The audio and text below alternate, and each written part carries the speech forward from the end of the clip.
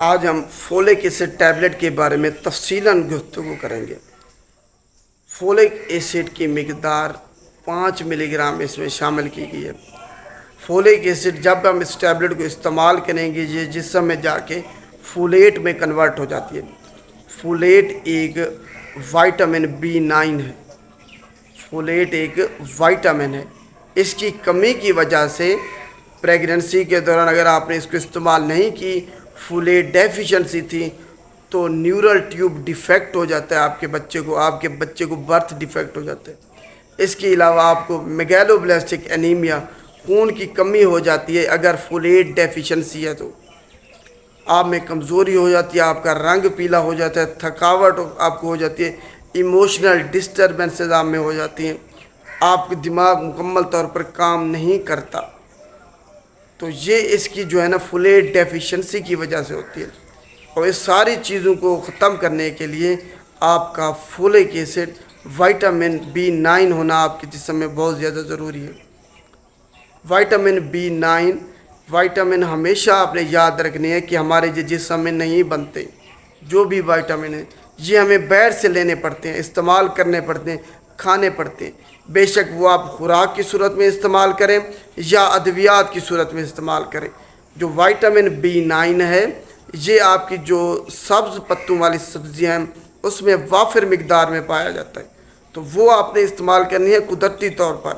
اس کے علاوہ میں جو فولک ایسڈ فولیٹ کی وائٹامن B9 کی کمی ہے وہ اس ٹیبلٹ سے آپ کی پوری ہو جائے گی۔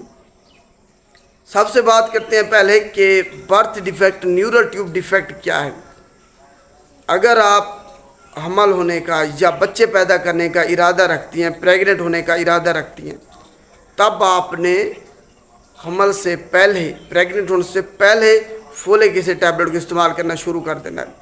مہینہ پہلے، 15 دن پہلے استعمال کرنا شروع کر دینا ہے تاکہ آپ میں فولیٹ ڈیفیشنسی نہ ہو، کیونکہ جب آپ پریگننٹ ہوتی ہیں تو آپ کو پتہ لگنے سے پہلے ہی اگر آپ میں فولیٹ ڈیفیشنسی تھی تو نیورل ٹیوب ڈیفیکٹ جو ہے نا آپ کے بچے میں ہو جاتا ہے، آپ کو پتہ لگنے سے پہلے ہو جاتا ہے۔ یہ اتنی خطرناک بیماری ہے اور یہ آپ کا بچہ ڈیفیکٹو ہوگا، صحت مند نہیں ہوگا، اس کو دماغ کا یا پھر ریڑھ کی ہڈی کا مسئلہ ہوگا، وہاں بچوں جیسا نہیں ہوگا، فولیٹ ڈیفیشنسی کی وجہ سے، وائٹامن B9 کی کمی کی وجہ سے۔ تو اس کو آپ نے ذہن میں رکھ لینا ہے۔ اگر آپ بچہ پیدا کرنا چاہتی ہیں، پریگننٹ ہونا چاہتی ہیں، تو فولک ایسڈ ٹیبلٹ کو آپ نے پہلے سے استعمال کرنا شروع کر دینا ہے۔ یہ نہیں کہ آپ کو حمل ہو گیا تب آپ نے استعمال کرنا ہے، نہیں، حمل ہونے سے پہلے آپ نے مہینہ 15 دن پہلے اس کو استعمال کرنا ہے فولک ایسڈ کو۔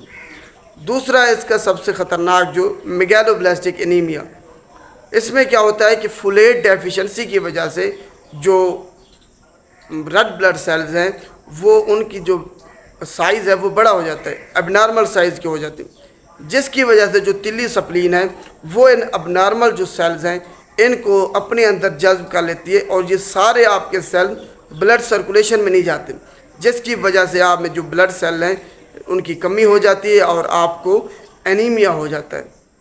یہ بھی فولیٹ ڈیفیشنسی کی وجہ سے۔ تو یہ دو خطرناک ہیں، ایک ہے نیورل ٹیوب ڈیفیکٹ اور دوسرا ہے میگالوبلاسٹک انیمیا۔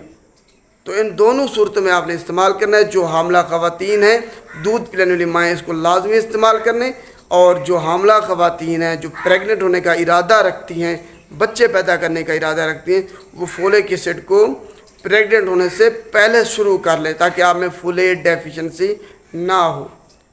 اب ہم بات کرتے ہیں کہ کون لوگ اس کو استعمال نہیں کر سکتے۔ جن کو پرنیشیس انیمیا ہے، وائٹامن B12 کی کمی کی وجہ سے پرنیشیس انیمیا ہوتا ہے، یا پھر جن کو اے پلاسٹک انیمیا ہے۔